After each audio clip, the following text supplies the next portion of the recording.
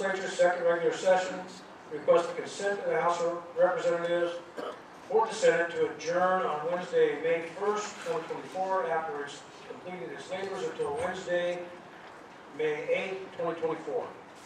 Heard that motion, all those in favor vote aye. Any opposed vote nay. Carries the ayes have it, two have it, so ordered. Business on the President's desk, Mr. Majority Leader. Yes, Mr. President, in compliance with Article 4, Part 2, Section 9, Constitution of Arizona, I move that the Senate 56th Legislature, second regular session, request consent to the House of Representatives for the Senate at the discretion of the President to adjourn on Wednesday, May 8th, 2024, or Thursday, May. Messages from the House.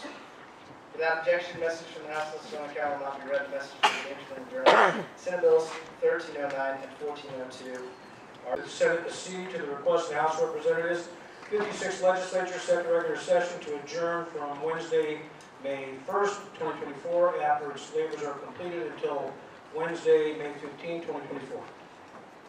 In Senate Rule 2, I move that House Bill 2677 be first read immediately, substituted immediately for Senate Bill 1734, which is identical, and be brought immediately for third read. And if the measure garners the requisite 16 votes, the President or the President Pro Tem is directed to immediately sign the measure in open session, and the Secretary is directed to immediately transmit the measure to the House. And I call the previous question.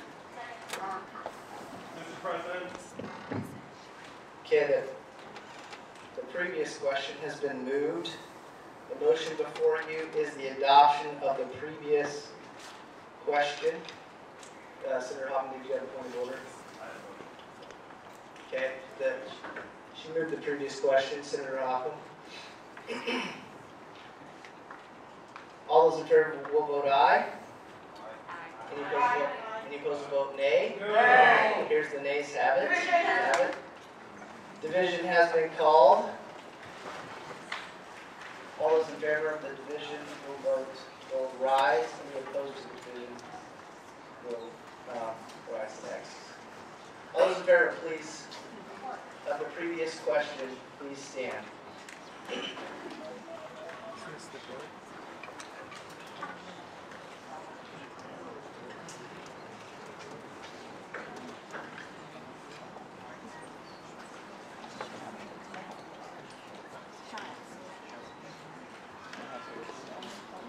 Okay, all those opposed to the previous question, please stand.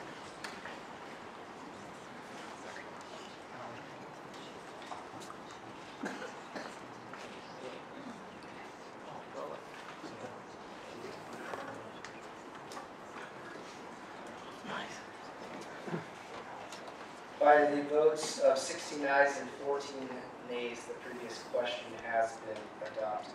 The Senate will vote on Senator Hernandez's motion.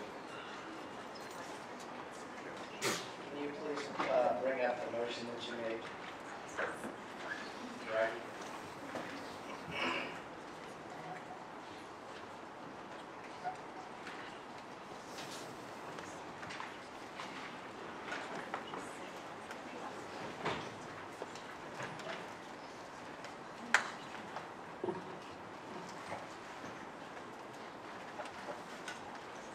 The motion that has been brought forward before the body is as follows. Notwithstanding Senate Rule 2, I move that House Bill 2677 be first read immediately, substituting immediately for Senate Bill 1734, which is identical, and be brought immediately for third reading at the measure.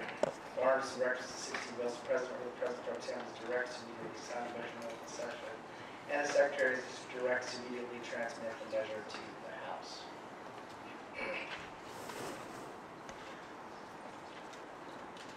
All those in favor will vote aye. Aye. Any opposed vote nay? No. Here's the nays have it. Do you have it? Division has been called. All those in favor will rise.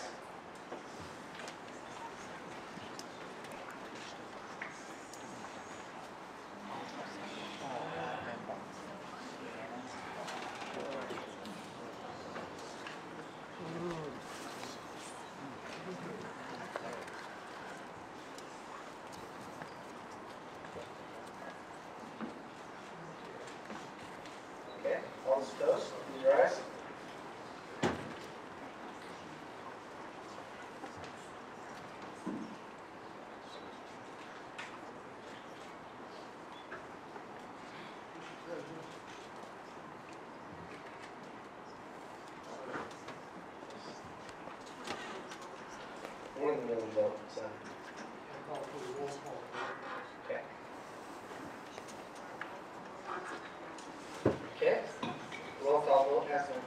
have a second?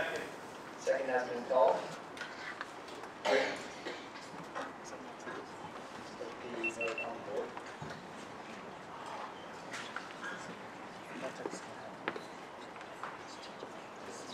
Again, Senator Hernandez's motion upstairs.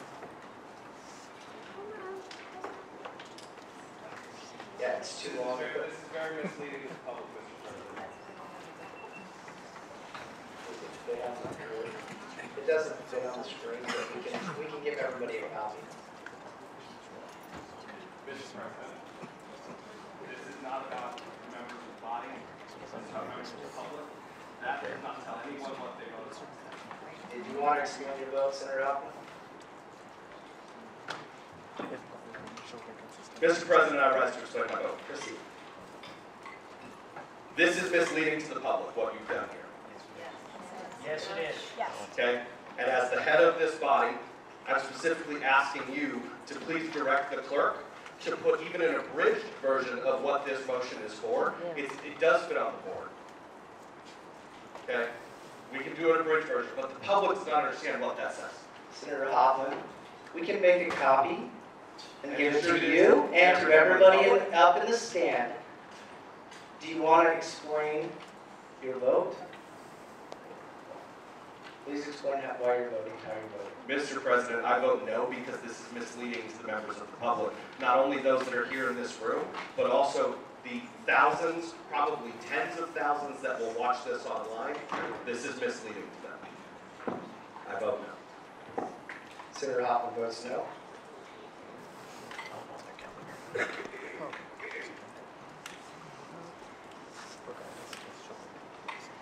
Senator Hernandez, are you on the board to explain your vote?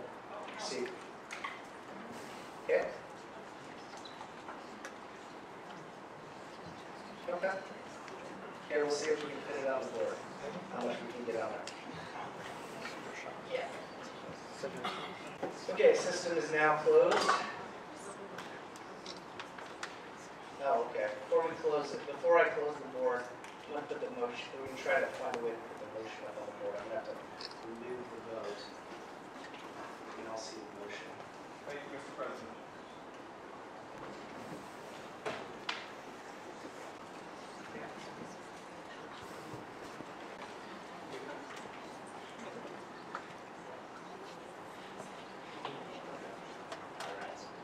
Okay, so we fit as much of the motion onto the screen as we can. Thank you, sir. I will, for those of you who cannot, let me finish the rest of it for you. I'll read it again so you can hear everything. Notwithstanding Senate Rule 2, this was the motion made by Senator Hernandez. Notwithstanding Senate Rule 2, I move that House Bill 2677 be first read immediately, substituted immediately for Senate Bill 1734, which is identical, and be brought immediately for third reading, and if the measure garners the requisite 60 votes, the President or the President pro tempore is directed to immediately sign the measure in open session, and the Secretary is directed to immediately transmit the measure to the House. System is now open. All those in favor, please vote aye. Any opposed, vote nay.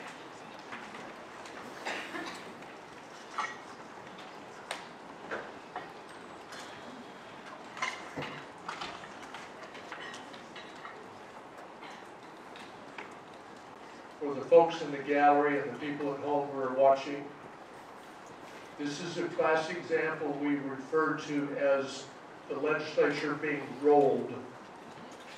Or in this case, our Democrat colleagues who are very good at sticking together.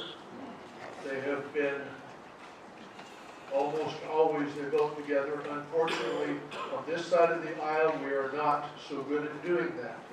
You can see on the board, there are the names of 2 Republicans who have joined with the other side to change the procedure.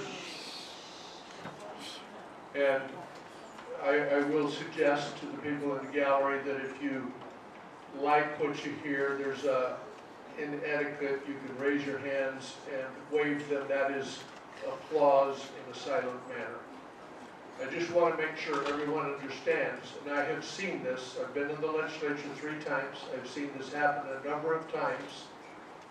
Voters need to be aware when this happens, when we lose our conservative unity and senators join the other side, we have laws put in place that make it difficult to change laws.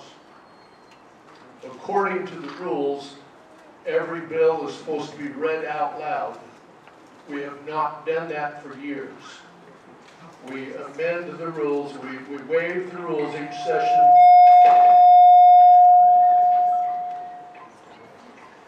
So that we can read the bills by name and title only. Keep playing, guys.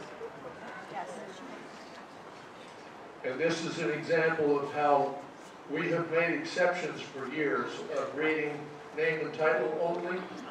That's why how we run through thousands of bills, many of which never should be passed. This is an example of short-circuiting the situation. So we rush things through. We can skip the committee. We can skip the conventional hearings. And in this case, we rush it through and put it on the governor's desk for signing. This is a procedural thing, which is a mistake. It's a bad idea. It sets a very bad precedent, although it's been done before. And our voters need to be very aware. And with that, I vote a strong no. Senator Farnsworth to do this explanation and for Senator Hoffman to request that the motion is put up on the board, because at the beginning of every session, for several sessions, I'm the lone person that is objecting for this body to read bills by title and short names only, because everything the Democrats touch is destroyed. Everything the Democrats touch is destroyed. Look at our universities. Look at our southern border. Point of order has been called. Yes, Mr. President, Rule 19 indicates that one member shall not impute and infer that another member is acting in a way that is contrary to what's appropriate for the Senate. And I think that saying that all Democrats would do that is inappropriate for this body. Mr. President, Senator Kern. as evidenced on the board, all Democrats do. Senator Kern. Yes, sir. So what the rule states is we will not impugn any member. If you want to speak to the policy board, you can speak to the policy. It's important that you're not speaking to them specifically. You're speaking to somebody outside of this body, or about somebody outside of this body, that is allowed. You may not impugn the motives directly to a member. Thank you, sir. Thank you, Mr. President. So the Democrat, everything the Democrat Party touches turns to destruction or is destroyed. The voters know that. And as Mr. Farnsworth just said, this is a fast track to put a bill on the board for us to vote without going through committee, without it being read. It was a bill that was voted, that was codified into law in 1977 by a Democrat governor and voted in favor of by our own Senator Leo Alston. So why are we fast tracking this? We don't need to. We do not need to do this. This really wouldn't even go into effect till the election. And with the ballot initiative that's going on the ballot, the abortion ballot initiative by the Democrat Party, that will be on the ballot. So why are we rushing this is my question. And I'm explaining my vote to let the voters know this is not the way we usually do things. This is rolling the caucus. They elected us to be the majority I've been down here 8 years. It's like when you get rolled. And it doesn't happen very often, but when it does, it is always to the detriment of the people of this state. I go back just a few years to when Obamacare was put in place. That didn't help people. It caused premiums to soar. It caused access to care to go down. That was because Republicans rolled their colleagues and passed Obamacare, a Democrat policy, into law in this state.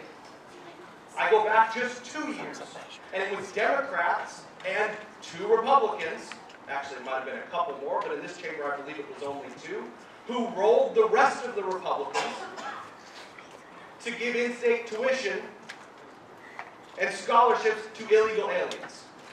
Not just DACA students, which is what they tried to sell it as, but if you look at the letter of the law, and if you look at how it intersects with federal law, it was to give any illegal alien who met the criteria access above and beyond the priority of our citizen students and those who came here the legal way, and in the Constitution, the right to life. That is what's happening right here today, is Republicans are abandoning the Founding Fathers' principles and our Republican Party platform's principles to join with Democrats to expedite a near total repeal that will allow 95% of all abortions to continue, 44% of which are surgical abortions, where they will tear children apart limb by limb and then crush their skull. It is disgusting that this is the state of the Republican Party today.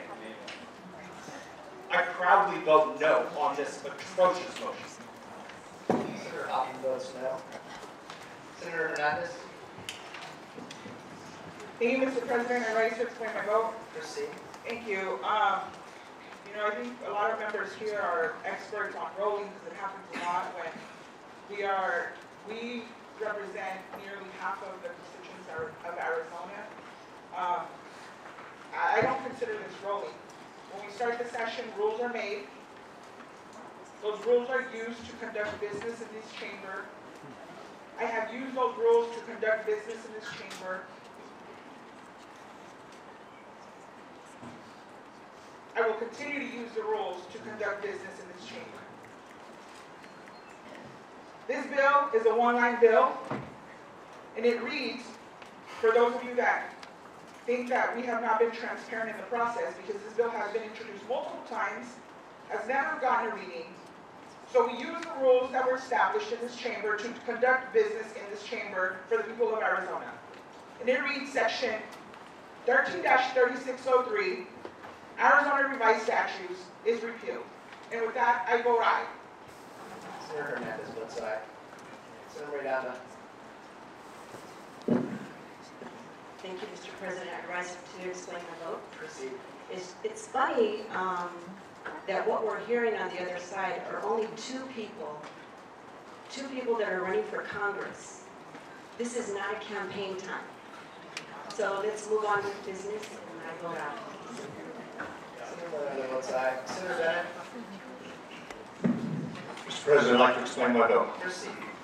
I'm pro-life and I am voting no against the motion, but I just want to stand in support of every member of this body being able to vote their conscience. And I support the 2 in our caucus that are not voting with the others, but this is not a rolling, in my opinion. This is each member of this body having and exercising the right to vote their conscience. And that's what we're seeing on the board today. That's all it is. I don't know. Senator Bennett votes no. The system is now closed. Mr. President, Senator Hoffman. hey, you need to read the vote count. Yes. Did you have something? Did you? No, go ahead. Before I close the board. By your votes of 60 ayes, 14 nays, you have passed MIS 013. Mr. President. Senator Hoffman. Mr. President, I move that HB2677 be amended as follows. Page 1, after line 3, insert a new section, 13-3604. 13-3604 reads, a person who performs an abortion for a person who was a victim of rape or incest shall report the abortion and other relevant information to the law enforcement entity in the jurisdiction with which it was performed. Amend title to conform. And I request a roll call vote. Second. And I call the question. And I call the previous question, sir.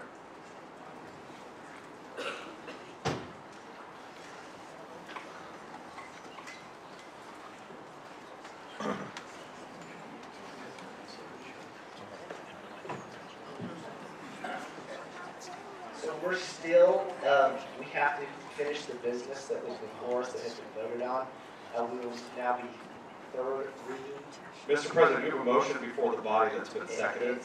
You are out of order, sir. You're out of order. So we have to continue with the business that is before us. That's your choice. Signing off.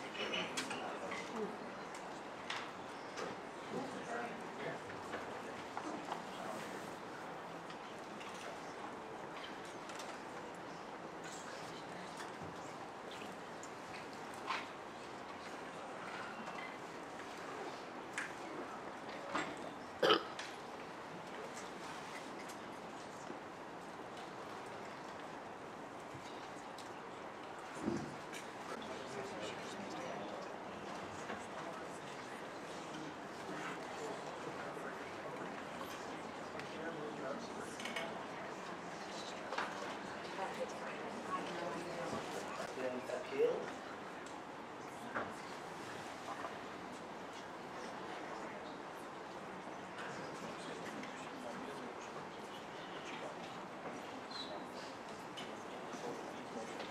So the motion is if the ruling of the chair. The motion, you know, we hear a lot about the cases of rape and incest, which are tragic, absolutely heartbreaking and gut-wrenching. But the reality is that this motion, which unfortunately we ruled against, would have required mandatory reporting to law enforcement when cases of rape and incest, when abortions are performed for cases of rape and incest. The fact that law enforcement would not be mandatorily contacted by an abortionist, by Planned You Parenthood. need to explain why the rule was violated, why your motion was proper. So we're off. Yeah, Mr. President, I figured that was coming. Mr. President, there was a valid motion on the floor. It was seconded, and you chose not to hear it. Yeah, thank you for explaining. I'm going to go ahead and vote no, Mr. President. Thank you. Here's the rule, okay? The rule was clearly violated. It's Rule 12, previous question, to vote immediately. Whether you like how it went or not, it was clearly violated. When the previous question is moved, adopted in order, it shall have the effect to cut off all debate and bring the Senate to a direct vote upon the immediate question or questions on which it has been ordered. So I could lie. Point of order, sir. Point of order. No, I am explaining my vote. No, you have been recognized already. You have already voted. And explained your vote. You've already explained your vote. I could have lied. I'm sorry, I can't lie. The rule was broken. Okay. Senator Kern. Thank you, Mr. President. I'd like to explain my vote. Proceed. So we did move immediately right after the last vote was done, and it was, in my opinion, proper. So that's why this is on the board right now, because in your opinion, it's not as it is. Thank you, Senator Can I Kern. vote now? Supporting the ruling of the chair because the body had voted just prior to the motion that you ruled on that if the measure garners the requisite 16 votes, the president or the president pro tem is directed to immediately sign the measure in open session, and the secretary is directed to immediately transmit the measures to the House. The body had already voted on that, and I believe that you made the correct ruling in. Senator votes. Bennett votes aye. Senator Mesner, how do you vote? System is now closed. Your votes 19 ayes, 11 nays. Is passed. A motion here? Senator Kern, you're out of order. You're out of order, sir. Third reading the bills. HB2677, an act repealing section 133603 Arizona Revised Statutes relating to family offenses. You've heard the third reading of House Bill 2677. All those in favor will vote aye. Any opposed, vote nay. The system is open. Please proceed to vote.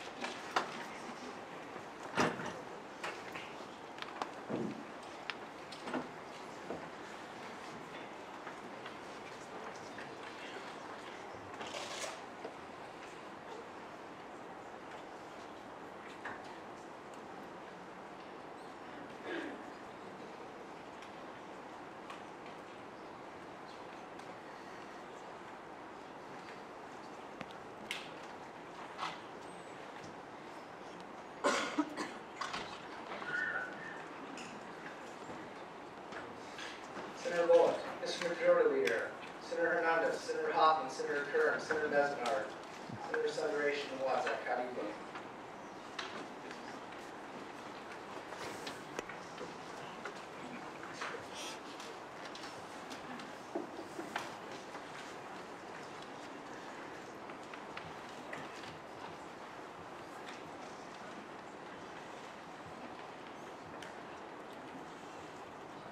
Senator Bolick?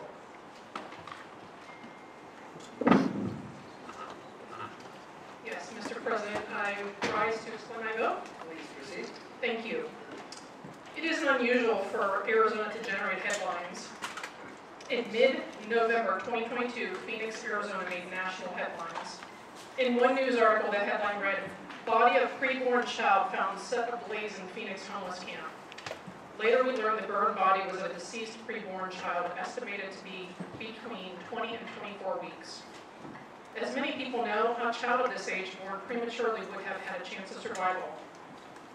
Yet in January of 2023, the current governor threatened the legislature that she would line item veto a program supporting homeless pregnant women, like the Homeless Pregnant Women's Services. Since 2018, the state's budget included dollars for the Homeless Pregnant Women's Services that supports nonprofits like Maggie's Place. If you aren't familiar with Maggie's Place, they support pregnant homeless women throughout their pregnancy and their children's first year of life. Maggie's Place has 4 maternity homes throughout the valley and is a hub for resources in the central Phoenix area. Some of these homeless pregnant women might have a substance abuse disorder, fleeing a horrific domestic abuse situation, or are survivors of human trafficking. It costs about $26,000 a year to house one mom, but with inflation costs continuing to rise, this has created extra challenges for this local nonprofit. Like other nonprofits in Arizona families, they're having a hard time keeping their food pantry stocked. Maggie's Place helps feed current women as well as graduates of their program. There is a huge demand from homeless pregnant women who need the resources provided by Maggie's Place. In March of 2023, it was reported that Maggie's Place receives about 70 calls a week from women who are actively seeking resources and housing. Last year's state budget that was passed in June did not include any money to help these most vulnerable Arizona residents. Homelessness is often a complex issue, not always with one solution. The women who stay at Maggie's Place emerge as strong, independent mothers. Maggie's Place was first awarded about $100,000 annually, then due to rising demand, the grant amount doubled in 2022 to $200,000. This was something that was part of our state budget. Apparently, the reason why the current governor cut the funding from last year's budget to Maggie's Place was because the grant money could not be granted for abortion referral services or distributed to entities that promote, refer, or perform abortions. Programs like Maggie's Place were designed to help homeless pregnant moms maintain a healthy pregnancy and have a healthy birth and healthy baby. These women and families have chosen to parent over getting an abortion. They need special care. You know, our governor used to be a social worker. She should understand how critical it is for these homeless pregnant moms to get the care, nutrition, and housing they need to thrive.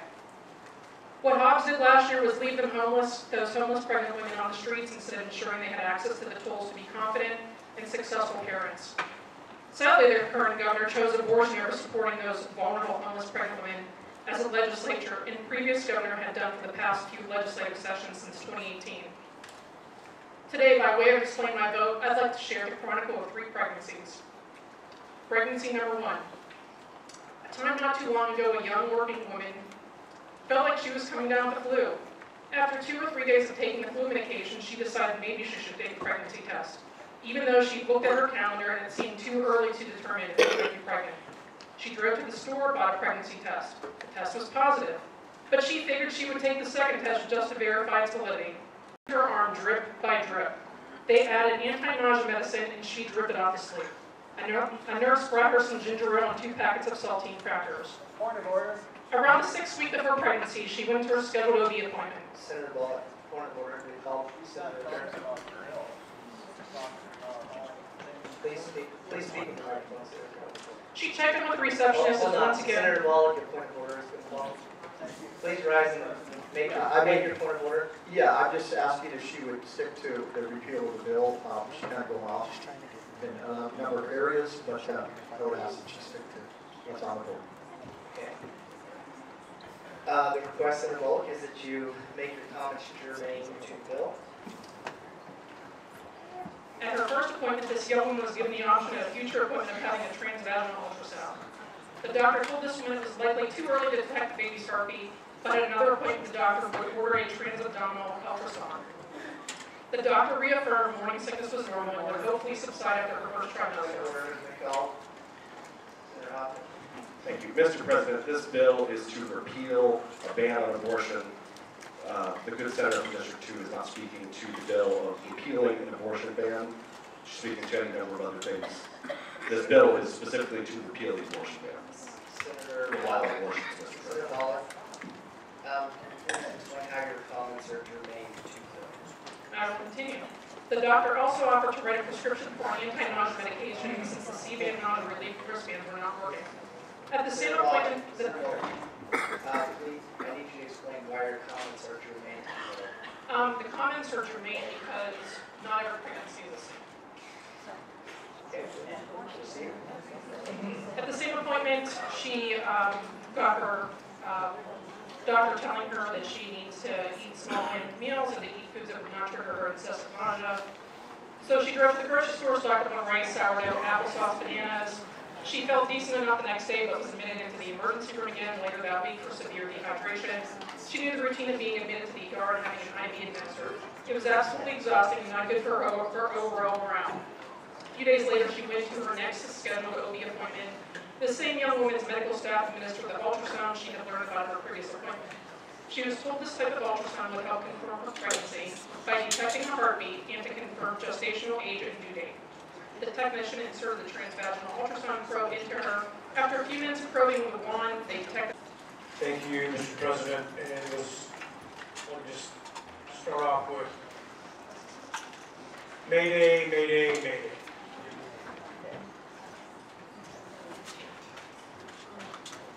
Ladies and gentlemen in the gallery, folks watching online, what you just witnessed was a violation of the process. A complete violation of the process. No committee, no debate in committee of the whole. We have to do it here during the third reading. When everything was bypassed, no committees, no discussions. And yes, it's been highlighted that they call it the territorial law. That's a false narrative. Completely false narrative. It's been spoken already about, it was spoken about in the House, it's spoken here today. Because in 1970, 4 years after Roe was decided, in 1977, a Democrat governor, a Democrat-controlled Senate, voted for what we should actually call it the statute realignment bill, because that's actually what it is. Now, if we could have had a committee of the whole, or even maybe a debate in committee, we could have actually found out, what the reasoning is, and maybe an explanation or justification when somebody who's actually an eyewitness to that in 1977 is actually a current senator now. But we don't have those answers because we didn't have a debate. But unfortunately, this false narrative, and it's been perpetuated by the progressive propaganda partners purposely perpetrating a false narrative. It's not the territorial law. It's not the statehood era law. It's the 1977 law. It was codified, recodified. Numerous opportunities. But, I'll give credit what credit is due. What's the hurry here, right? Because, you know, your partners in the media, they even highlighted it in one of our local publications, that the Democrats have seized onto this to enjoy a political fundraising boost from the 1864 law without seeing it going into effect. Verbatim. We'll give credit to the author.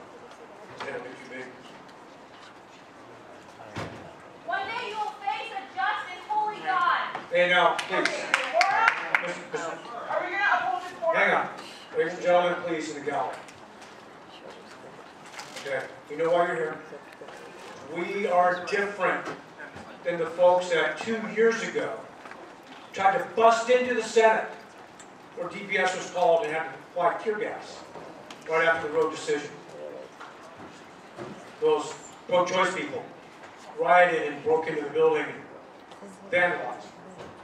You are not them. Please maintain order.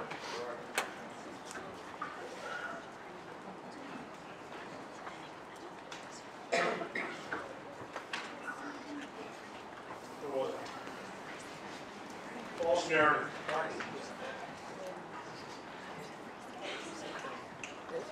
The Democrats in 1977 had an opportunity to strike and repeal, but they did. They recodified it, and the Democrat governor signed it into law. Boom. I'm old enough to remember certain things back in the 60s and 70s. My God, what happened to the Democratic Party? Because at one time they were pro-life. Until the SDS had something else to champion after the Vietnam War. Infiltrated academia, became obsessed with environmental movements and so on and so forth, and literally infiltrated the Democratic Party, and no longer was it pro-life. Things have changed. This country is on the verge of collapse. I have compassion for a woman who's been raped or incest. I have compassion for them. But I cannot go against my core value of life. A woman is raped, get her to the hospital, get a rape kit, let's get some DNA on these dirtbags and throw them in prison forever. And unfortunately, we have members on this floor who go against these kind of things. Stiffer penalties for sex crimes. Human trafficking, sex trafficking, incest. Hey, let's lock these dirtbags up. And if you do get your partner pregnant, and you don't stand up as a man to take care of that child, I condemn any man who won't do that. I adopted my son from a marriage when he was an adult. Yes, I raised him since he was 6 years old. Guys have problems with that. A man doesn't. But we have party opposites who keeps wanting to divide and, you know, cause, what is it, toxic masculinity? When you see somebody being assaulted, you better pray that somebody, some toxic masculinity man goes over there and saves you. We have men in uniform. That's toxic masculinity. Women, God bless them, that are in uniform. I served in the Marines for 20 years. I had women in my charge. I wouldn't have traded for 10 guys in some of these jobs.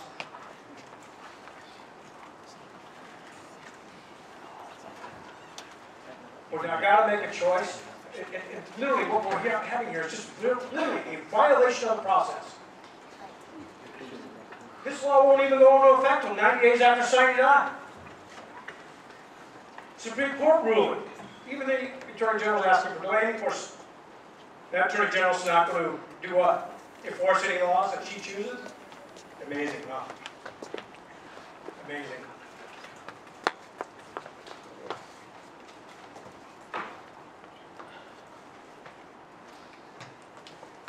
I'm not a perfect man.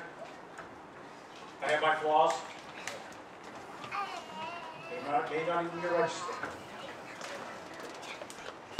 But if I gotta choose between life and the unborn, unfortunately, on the circumstances, men need to step up. Take care of business. Take care of your children. Even if you're not gonna get married. But the process has been violated. This is the wrong answer for this to be happening this way. For example, there should have been amendments on this. Rape, incest. Should have been on there. But we were all robbed of that opportunity for debate. And reason. Nothing we do here is perfect. Nothing is written in stone. It's written in black and white. It's written on paper. So we can amend it. We can fix it. We can adjust. Abortion ban in the nation. This abortion is one of the tenets, one of the one of the principles of the Republican Party. And yet, again, we have two Republicans voting with the Democrats to repeal an abortion ban while saying, I'm pro-life. That's kind of like Nazi Germany, where the Nazis said, Jews, you have something wrong with you, you go to the death chamber, you Jews can live and work the fields. It's wrong. That's kind of like when, if you remember back when there was a white female Democrat standing behind Larry Elder with the gorilla and forever. And my colleague, Senator Rogers, just said, one day we will stand before God. Last week, I was here when they did the House thing. I could feel the oppression in the House. Thank you, Republican 3. I could feel the oppression over there when we're actually voting for death. The Democrat Party stands and runs on death. The Republican Party stands and is supposed to run on life. I remember last week when I spoke at a press conference. There we had probably 200-300 people there, right? Most of you were there. Thank you for being here today. Appreciate every one of you. When I spoke at that press conference, I didn't know really what I was going to say, but I know when I get to that moment, I will have the words that I need to say for that time. And I looked at the crowd, and I saw little children on both sides, on my left and on my right, carrying pictures, of which I have one here under my desk, but I didn't know the rules said I could. And I promised Joe that I would not bring it out, and I won't, because it does break the rules to do that. I apologize. But I was at the press conference, and I saw these children holding signs of aborted babies. Dear God, folks, look at those pictures, Arizona. Look at those pictures, America. If you can look at those pictures and you just think that is just tissue, you really need a checkup. You really need some help. And I looked at one of the pictures, and there was an aborted baby with his head crushed on his left side. His eyes were dilated, he was dead. I looked at that picture and I said, young man, I don't know who you are, I know you're in heaven today, but I'm going to speak for you.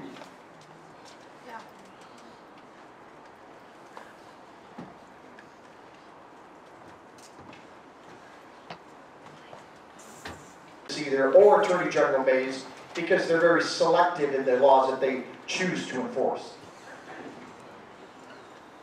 commits first-degree murder if, Section 1, a person commits first-degree murder if intending or knowing that the person's conduct will cause death, including an unborn child.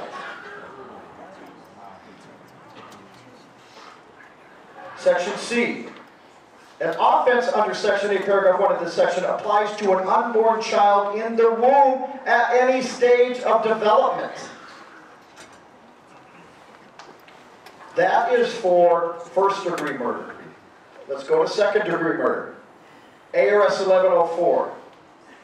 A person commits second-degree murder if there's an intentional death of another person. Another person. Oh my God. Including an unborn child, which tells me an unborn child is a person. And according to Senator Rogers, our Constitution guarantees the life of the individual. But here we are again, breaking the Constitution.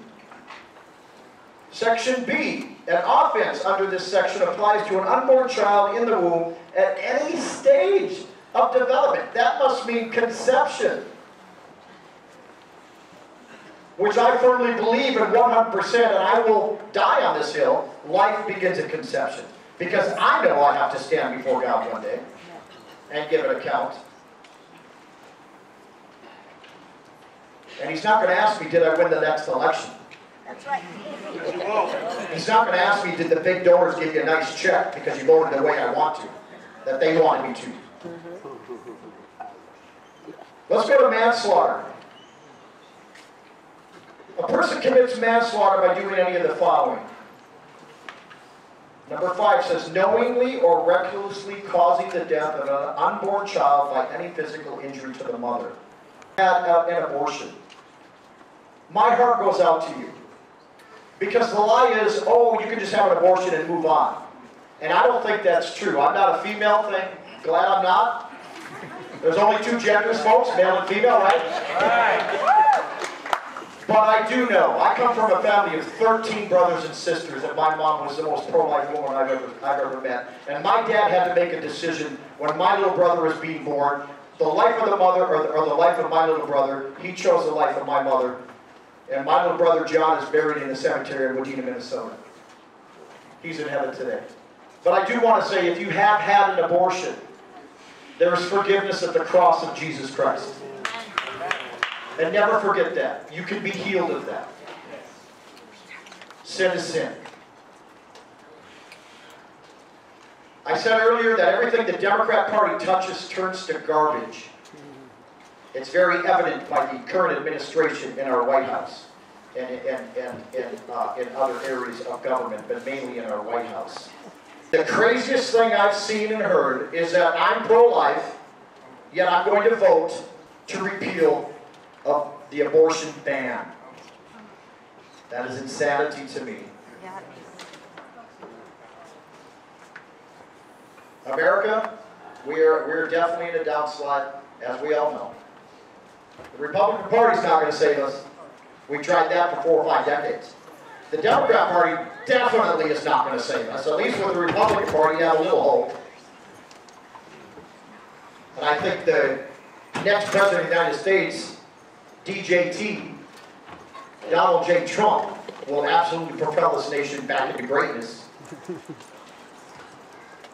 But our only hope is Jesus Christ. If my people, who are called by my name, will humble themselves, turn from their wicked ways, then I will heal their land. And until we understand who we will give an account to, until we understand that, we're going to keep sliding down that hill to destruction. And once we lose America, which I believe the other party really hates this country, because if you want to destroy a country, you're going to do everything the current administration is doing. And until we get back on our face before God and say, Lord, help us find our way back, I think when we do that, our country will turn. But until we go down this path, and keep going down this path, and keep believing the lies, and keep believing the delusion, I'm actually not running for Congress and polling at 3%, so I'm making my explanation short. I just want to clear something up about the messaging around that this law was signed in 1977 by a Democratic governor, but the reality is that in 1977, the entire criminal code, which is hundreds of pages long, was restructured and renumbered. The bill was over 100 pages long and 180 sections. The abortion ban was located on one single line, and it simply stated that it was renumbered from X to Y. We vote on hundreds of such technical changes each session. This session has been no different. And to cherry pick one item from nearly 50 years ago shows just how hard the people that are making this argument are grasping for straws. There is no defense for the territorial ban. So that's all that's left. This is a false narrative that this was signed in 1977 by a Democratic governor. Roe was in place in 1977, and the law in Arizona was enjoined and unenforceable. I could add so many more reasons why that narrative is false, but I'll leave it at that, and with that I vote aye. Thank you, Mr. President, for my rise to explain my vote. Proceed. Since the Arizona Supreme Court made their curiously timed ruling, I have been clear about my position and have made that even more clear with my vote. I am pro-life, and with that I vote no.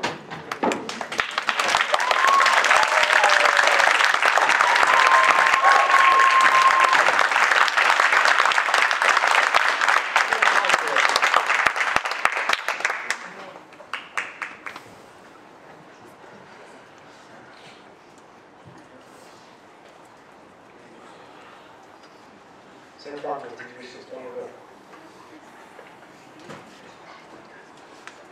Mr. President, I wish to explain my vote. Proceed. Life begins at conception. And we have the responsibility. I never really understood it, but maybe I do now. It sounds like a warning. O Assyrian, this is in Isaiah chapter 10. O Assyrian, the rod of mine anger, I will send him against a hypocritical nation and against the people of my wrath will I give him a charge to take the spoil and to take the prey and to tread them down like mire in the streets. If we choose death in this country, why should we be protected from other countries?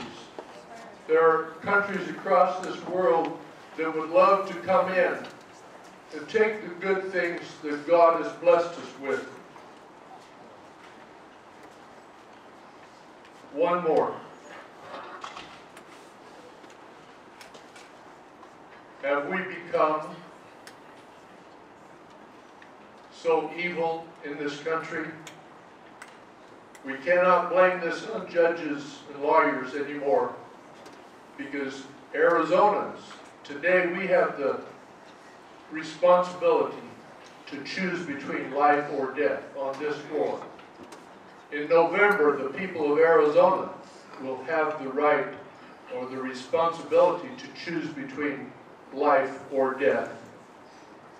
And God is watching, as has been said. Mr. President, I rise to explain that. Proceed.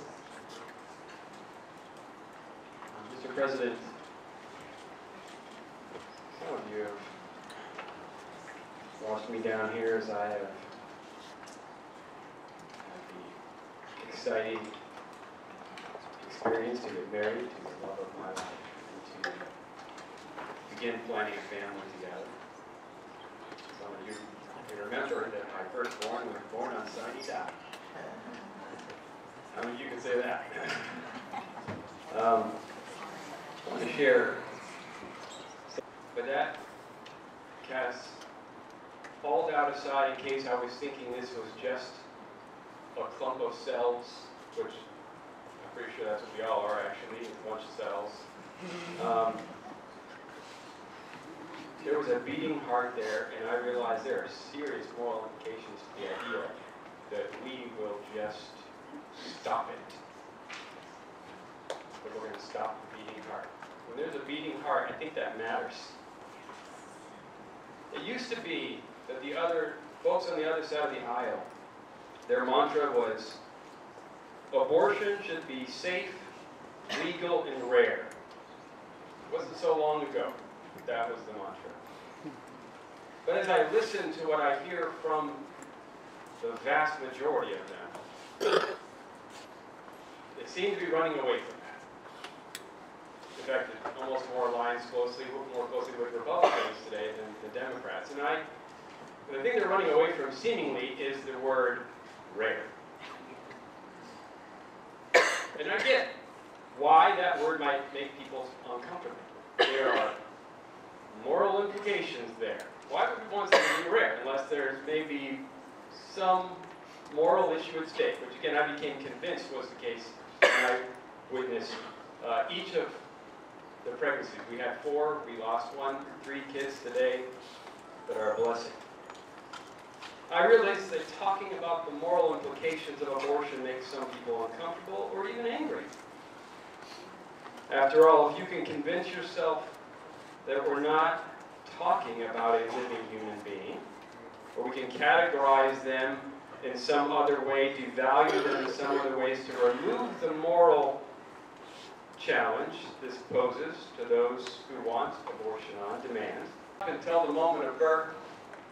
But they can't even, I've heard people say, I'm not going to support this bill because it might be helping pregnant women, or it might be dealing with the fact that if you murder a pregnant woman, there are 2 lives there. They fight against all of that, and they will say, I don't want to do anything that advances the idea that the fetus is a person. That is unbelievably disturbing to me. At least confront the moral issue here rather than running away from it. And then, of course, well, when you do that, by the way, history is replete with examples where before you do morally dubious things to people, what is it you do? You label them, you redefine them, you remove their humanity and their value so that then it is more justifiable to do the thing. We can see it in this country, where we define people as property. We can see it overseas. You're not the right race, we're going to exterminate you, or the right religion.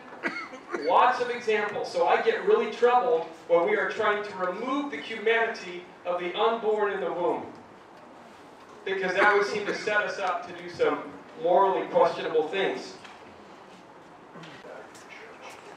I'm pro-life because at a very early age, in my teenage years, I saw pictures of developing fetuses.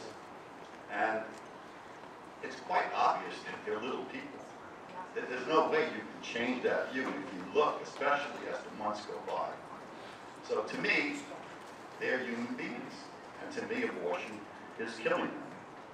So judge me on my belief that they are living human beings. But if you want to misjudge me, please misjudge me and call me somebody who wants to oppress women. Because I would much rather be thought of as a male chauvinist than as a baby killer. It's the latter. With that, I vote no. Senator Kavanaugh, please. Senator Birch.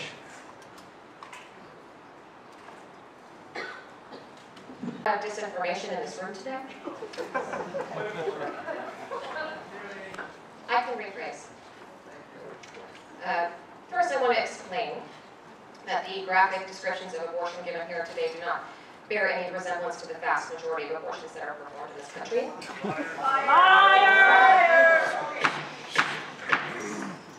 Members of the gallery.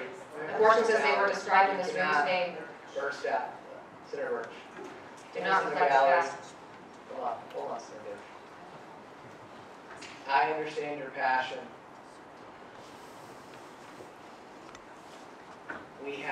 When members are speaking on the floor, there is no outbursts in the gallery, please.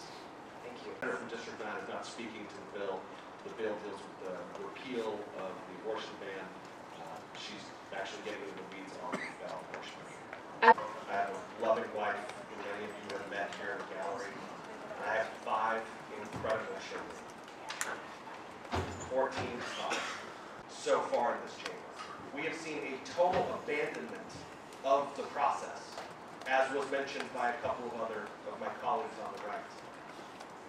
You know, had we not abandoned the process, like the amendment that was brought earlier, we could have ensured that there would have been mandatory reporting to law enforcement in situations of rape and incest, a tragic and heartbreaking and horrific experience that I wish on no one. But we could have done that. But unfortunately, my colleagues across the aisle, and 2 on my own side, abandoned the process. We could have amended the bill to eliminate the disgusting practice of the D&E abortions. But apparently, nobody cares about those archaic laws anymore. That's what we've heard today, is that they're archaic. Well, you know what? I don't take the Constitution, I don't take that as being archaic. The Equal Protection Clause in the Bill of Rights, that sure as hell doesn't seem archaic to me. It seems like it was divinely inspired. It seems like it was designed for a day just like this. So what are we actually doing here today? For all the knuckleheads in the media, let's go ahead and put it on record, okay? What are we doing today?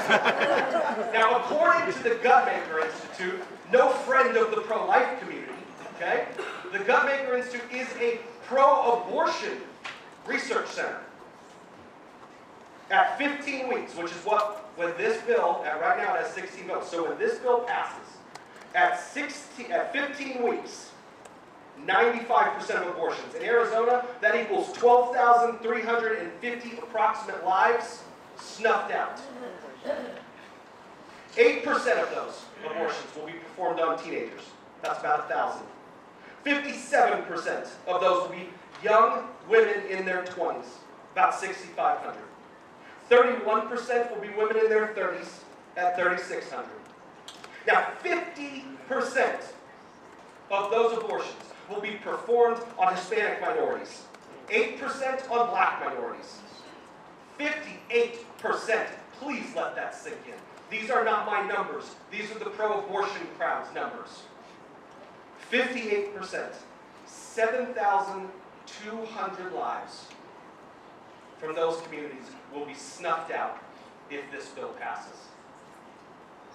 Now, 44% of the abortions allowed by this bill, according to Guttmacher again, 44% of those abortions will be surgical abortions.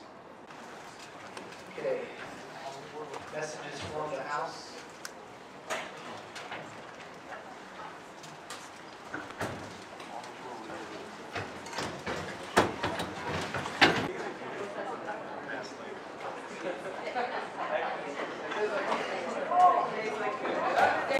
That will be snuffed out because of what happened today on the floor of the Senate.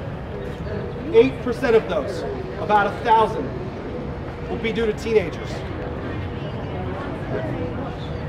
57%, or 6,500, young women in their 20s, who are not provided the facts, are not provided accurate medical information, and are denied an opportunity to hear the heartbeat of that child by abortion mills like Planned Parenthood.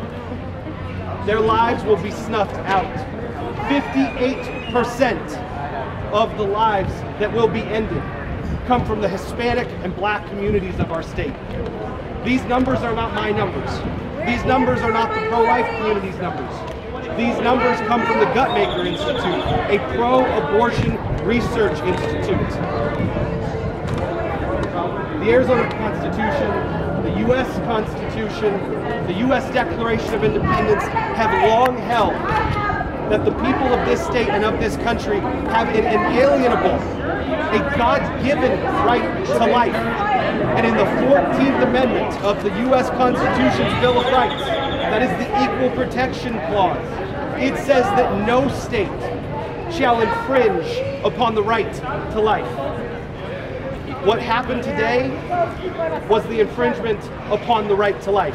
What happened today, make no mistake about it, was the death of over 12,000 Arizona children every single year moving forward. The people of Arizona, despite the propaganda, the people of Arizona do not support killing, murdering 12,000 babies every single year. We have a duty to those who cannot speak for themselves. And that is what the no votes on the board today did.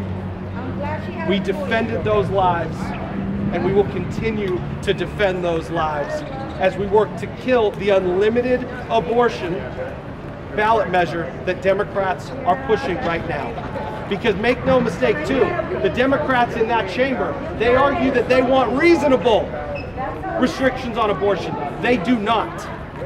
The unrestricted abortion ballot measure that is currently being circulated now and is likely to be voted in November will allow children to be torn apart in the womb limb by limb. That will allow children to be stabbed in the spinal cord and have their lives ended as they are perfectly viable at full term. But I'll bet you all won't report that because it doesn't fit your narrative. Man, you need some deodorant. And it will continue to be fought in every single state because that is the system of government that our founders created. And so our founders, just as they enshrined life, they also said the federal government should not be all-powerful. And so we will continue to have these battles at the state level where our founders intended them to. Should we call it the You know, Bram, I think that is a great question for you to ask Senate President Peterson. That is ultimately his call. We saw in the House Speaker Ben Toma, whom I disagree with frequently, as you all probably know. Speaker Ben Toma stripped them of their chairmanships, stripped them of their committee assignments. Now that included not just the Republicans, it also included the obscene Representative De Los Santos, who led a near riot. There are obviously conversations being had on potential ballot initiatives. I'm not going to speculate on what will or won't come out of the House. So you are welcome to